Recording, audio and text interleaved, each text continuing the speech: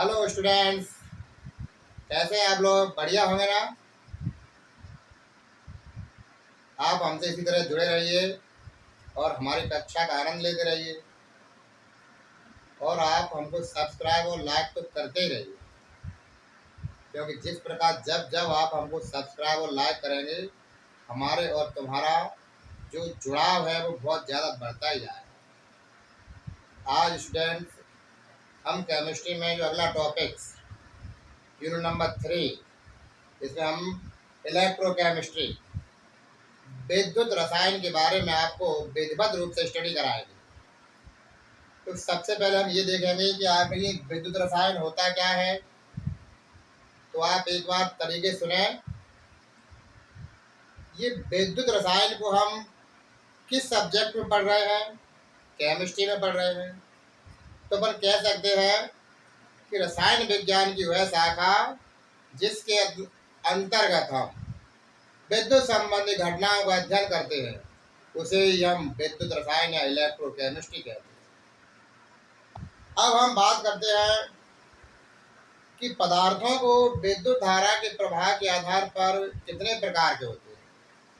तो सबसे पहले हम बता दें आपको कि नंबर 1 होता है कुचालक।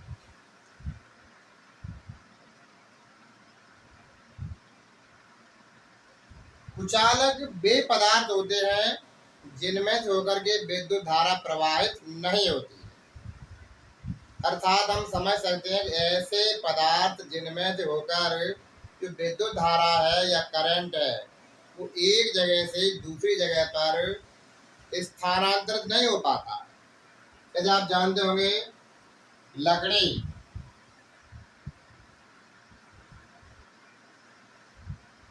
में एक स्थान से दूसरे स्थान तक करंट नहीं जा सकता। एक होना चाहिए सूखी लकड़ी। इसके अलावा कागज में भी विद्युत धारा प्रवाहित नहीं होती है। इसके अलावा आप समझना होगा आपने वहाँ रबर में तो हमारे लाइट के जितने भी मिस्त्री वगैरह होते हैं तो वो रबर और प्लास्टिक के ग्लव्स यूज करते हैं, जिससे कि उन्हें विद्युत संबंधी कार्य करने में विद्युत का झटका नहीं लगता। और एक चीज है हमारी प्लास्टिक।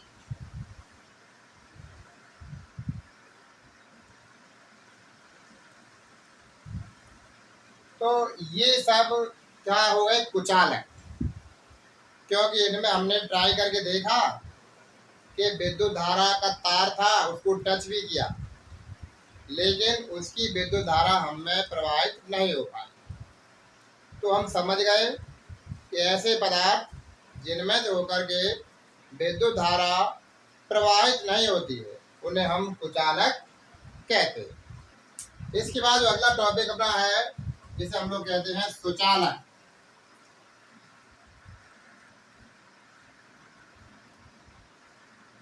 सुचालक या इसको हम लोग चालक भी कहते हैं। तो चालक हम किन्हें कहते हैं? वे पदार्थ जिनमें से होकर के विद्युत धारा प्रवाहित हो जाती, अर्थात जिनमें से होकर के करंट फ्लो हो जाता है। जैसे हमारे पास एक लोहे का सरिया, लोहे की कोई छड़ है, उसमें उसके एक सिरे पर यदि हम करंट लगा दें तो उसका दूसरा सिरे तक भी करंट फ्लो करके आ जाता है। तो ऐसे वस्तुओं को हम लोग क्या कहते हैं? सुचालक कहते हैं। यानी क्या कह सकते हैं? वे पदार्थ जिनमें से होकर के विद्युत धारा प्रवाहित हो जाती है उनको हम लोग सुचालक कहते हैं।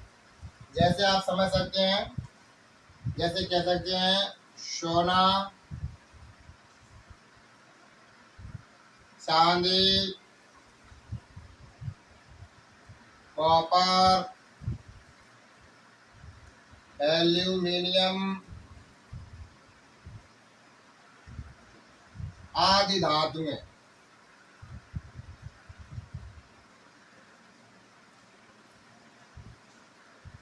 यानी जितने भी मैक्सिमम मेटल्स हैं वो सभी ऊष्मा एवं विद्युत के सुचालक होते हैं।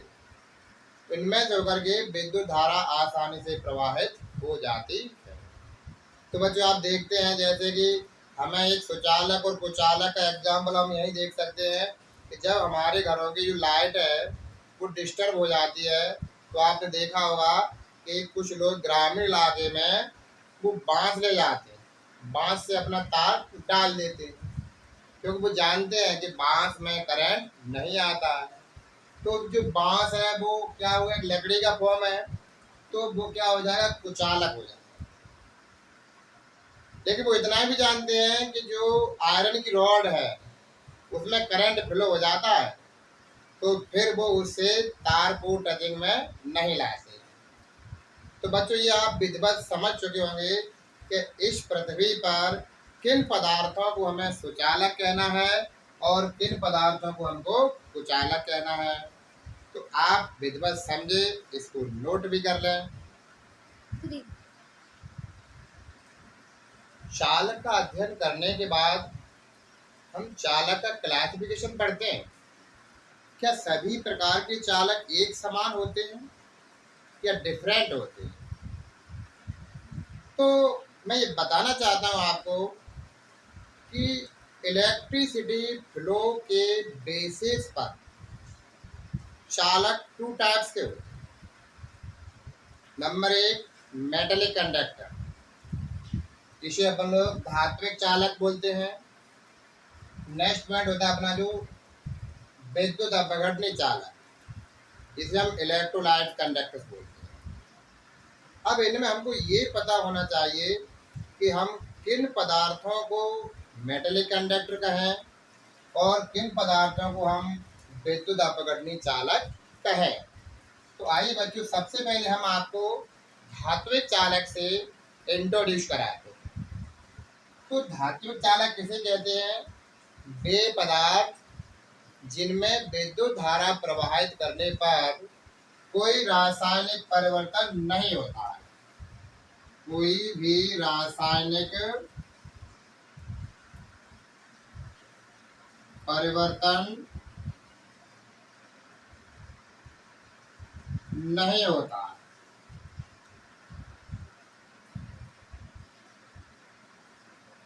इनमें विद्युत धारा का जो प्रवाह है वो इलेक्ट्रॉनों के उच्च विभव से निम्न विभव की ओर प्रवाहित होने के कारण होता है, और इनमें विद्युत धारा प्रवाहित करने पर थोड़ी बहुत मात्रा में ऊष्मा उत्पन्न होती है। जैसे अपन समझ सकते हैं हमारे धात्विक चालक में, जैसे हमारी सभी धातुएं आ जाएंगी।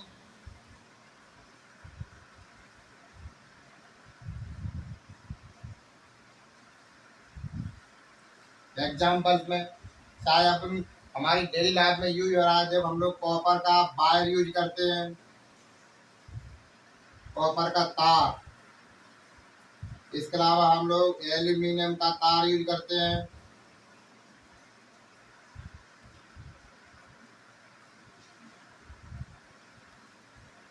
तो आपने देखा होगा कि इनमें हम विद्युत धारा प्रवाहित करते हैं तो हमारा वायर वहीं की वहीं सटीक बना रहता है, न तो वो ब्रोकन हो रहा है, न आयोनाइड हो रहा है, न उसमें अपघटन हो रहा है किसी प्रकार का। तो आप समझ चुके होंगे कि हमको धात्विक चालक किन्हें कहना है, यानी वे पदार्थ जिनमें विद्युत धारा प्रवाहित करने पर कोई भी रासायनिक परिवर्तन नहीं होता है, बस थोड़ी सी मात्रा में ऊष्मा उत्पन्न होती है, उन्हें हम लोग धात्विक चालक कहते हैं।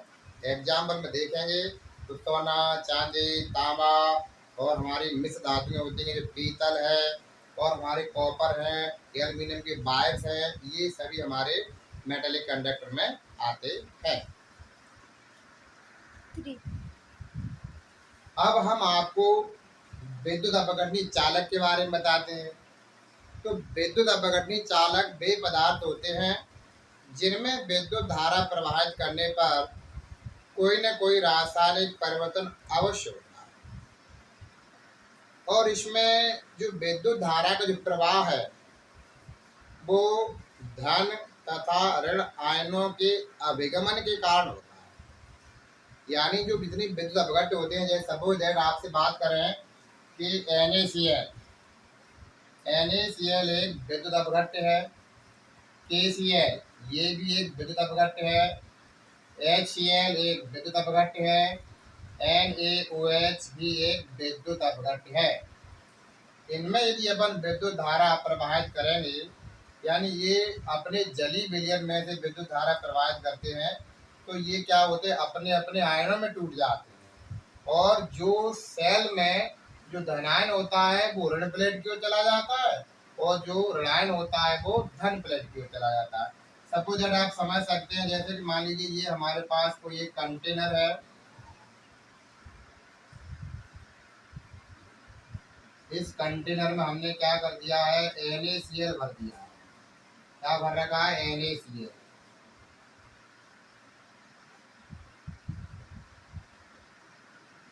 और यहाँ पर अपने 2 इलेक्ट्रोड लगा दिए हैं।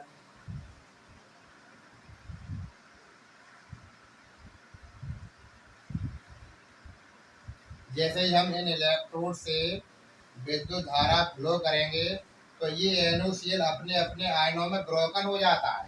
Na प्लस में टूट जाएगा और Cl माइनस में टूट जाता है। तो ये प्लस वाला जो पदार्थ है वो हमारा ऋण प्लेट पे जाकर के न्यूट्रल हो जाता है, और जो ऋण वाला कंपोनेंट है वो धन प्लेट पे जाकर के न्यूट्रल हो जाता है। तो आप देख रहे हैं यहाँ पर जो हमारा विद्युत अपघट्य NaCl था, उसमें हमने जैसे ही विद्युत धारा प्रवाहित की, तो सबसे पहले तो वो अपने अपने आयनों में टूट गया। फिर उसके बाद क्या हुआ कि जो सोडियम धनायन था वो हमारे ऋण प्लेट पे पहुंचा, जहां अपना इलेक्ट्रॉन लेकर के वो न्यूट्रल हो जाता है। जबकि Cl आयन था वो धन प्लेट पहुंचा, जहां पर अपना जो इलेक्ट्रॉन वो पहले से लिए रखा था वो उसको डोनेट करके न्यूट्रल हो गया है। तो आप सीखे कि कब हम धात्विक चालक कहेंगे और कब हम विद्युत अपघटनी चालक कहते हैं। तो आप बच्चों, आप धात्विक चालक भी समझे और विद्युत अपघटनी चालक भी समझे।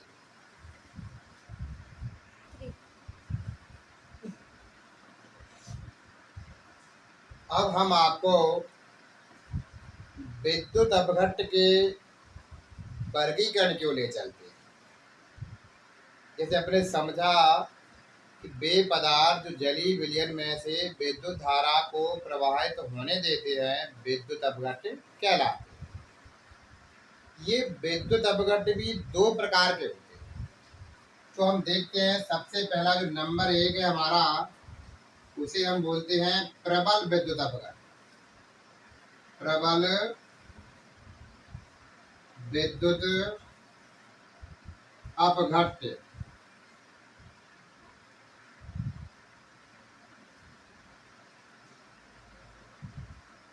नंबर 2 है हमारा दुर्बल विद्युत अपघट्य। दुर्बल विद्युत अपघट्य।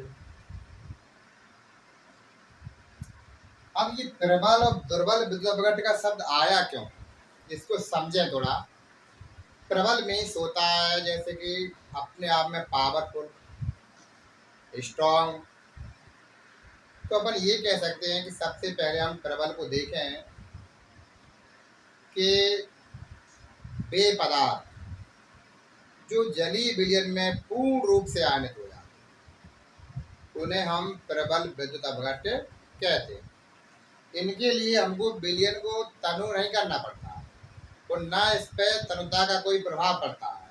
तो आप समझिए कि प्रबल विद्युत अपघट्य में कौन कौन आते हैं, जैसे कि NaCl, अपना KCl, HCl, H2SO4 जिसे हम लोग सल्फ्यूरिक एसिड बोलते हैं, NaOH, इन सबको हम लोग प्रबल विद्युत अपघट्य कहते हैं। तो क्या सीखे अपन लोग, वे पदार्थ जो जलीय विलयन में पूर्ण रूप से आयनित हो जाते हैं उन्हें हम प्रबल विद्युत अपघट्य कहते हैं, और इनकी जो चालकता का मान है वो बहुत ज़्यादा होता है और इन पर तनता का कोई प्रभाव नहीं पड़ता। इसलिए अब हम आपको ले चलते हैं दुर्बल विद्युत अपघट्य की ओर। जो दुर्बल विद्युत अपघट्य है ना, इसकी ये विशेषता है कि इनमें विद्युत धारा का जो प्रवाह है वो होता है, लेकिन ये जलीय विलयन में क्या है, पूर्ण रूप से आयनित नहीं होती। इनके लिए या तो हमको विलयन को बहुत अधिक तनु करना पड़ता है, यानी क्या सीखे अपन लोग, वे पदार्थ जो जलीय विलयन में पूर्ण रूप से आयनित नहीं होते हैं उनको हम लोग दुर्बल विद्युत अपघट्ट कहते हैं। इनके लिए हमको विलयन को बहुत अधिक तनु करना पड़ता है। फॉर एग्जाम्पल देखेंगे, एसिटिक एसिड जिसे अपन लोग CH3COOH बोलते हैं, और एक ammonium hydroxide NH4OH, calcium hydroxide CaOH का whole twice, aluminium hydroxide AlOH का होल थ्राइस।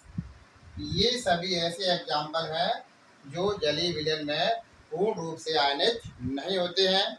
इनकी चालकता का जो मान है वो प्रबल विद्युत अपघट्ट के कंपेरिजन में कम होता है, और इनकी चालकता तनुता से इफेक्टेड होती है, क्योंकि जब तनुता बढ़ा दोगे तो चालकता भी बढ़ जाती है। और इनके लिए जो वियोजन की कोटि होती है अल्फा, उसका मान हमेशा 1 से कम आता है, क्योंकि जैसे कि पूर्ण रूप से आयनित होते ही नहीं है। सपोज दैट हमारे पास 100 है विद्युत अपघट्ट, तो 100 में से कितना 80 हो गया, तो आप देखेंगे कैसे लिखेंगे अपन लोग, 80/100 निकालेंगे तो इसकी वैल्यू 0.8 आएगी, यानी 1 से कम आ रही है। जबकि प्रबल विद्युत अपघट्ट क्या होते हैं, पूर्ण रूप से वियोजित हो जाते हैं। तो इसके लिए क्या रहता है, 100 है, 100/100 हो जाएगा। जब 100/100 हो जाएगा तो अल्फा की वैल्यू 1 हो जाएगी। क्या हो जाती है, 1 हो जाती है। तो बच्चों, आपने प्रबल विद्युत अपघट्ट को सीखा, दुर्बल विद्युत अपघट्ट को सीखा। अब हम आपको ले चलते हैं प्रबल विद्युत अपघट्ट और दुर्बल विद्युत अपघट्ट में अंतर की ओर। तो बच्चों, प्रबल को भी सीखा और दुर्बल को भी सीखा, अब हम इनमें अंतर को भी तो सीख लें। तो क्या सीखा हमने, प्रबल विद्युत अपघट्ट और दुर्बल विद्युत अपघट्ट में क्या डिफरेंट है। तो नंबर 1 तो चालकता का डिफरेंट है, यानी इनकी चालकता अधिक होती है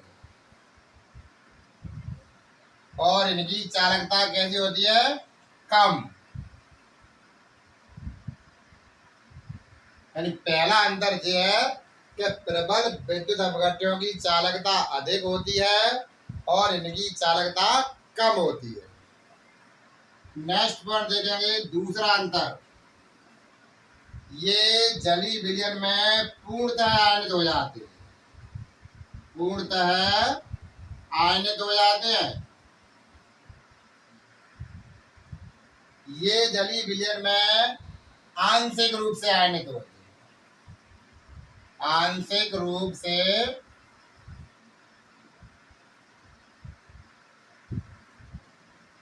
आयनित होते हैं।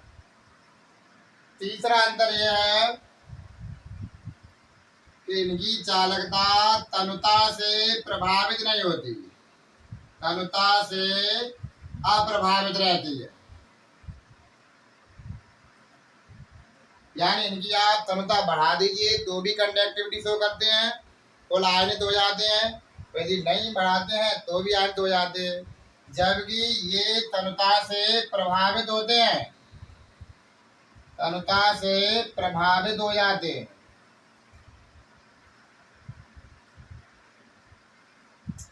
और क्या अंतर सीखा आपने, और कह सकते हैं कि इनके लिए जो वियोजन की कोटि अल्फा, उसका मान अल्फा बराबर 1 होता है, क्योंकि ये टोटल डिसोसिएट हो जाते हैं, और इनका मान अल्फा बराबर क्या होता है, 1 से कम होता है।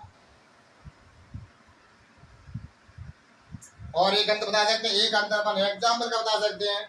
इसमें कौन कौन सा आ जाएगा, जैसे NaCl, KCl, HCl, और इधर अपना क्या आ जाएगा, एसिटिक एसिड CH3COOH, NH4OH, ये हमारा अमोनियम हाइड्रोक्साइड है। तो बच्चों, आज की क्लासेस में हमने आपको इलेक्ट्रोकेमिस्ट्री के अंतर्गत चालक, कुचालक, चालक के प्रकार, धात्विक चालक, विद्युत अपघटनी चालक, विद्युत अपघटनी चालकों के प्रकार, प्रबल विद्युत अपघट्य, दुर्बल विद्युत अपघट्य, इनसे परिचय कराया। आशा है आपको हमारी क्लासेस काफ़ी हद तक पसंद आई होगी। आप इसी तरह से हमारे साथ जुड़े रहिए और केमिस्ट्री का मज़ा उठाते रहिए। यदि केमिस्ट्री एक ऐसा टॉपिक है जिसमें आप जितना इंटरेस्टेड रखेंगे वो आपको उतना ही ज़्यादा इंटरेस्टेड लगने लगती है। तो अब हम आपसे कहना चाहते हैं कि आप हमसे जुड़े रहिए और इसी तरह से हमको subscribe, like, comments and share करते रहिए। बहुत बहुत धन्यवाद।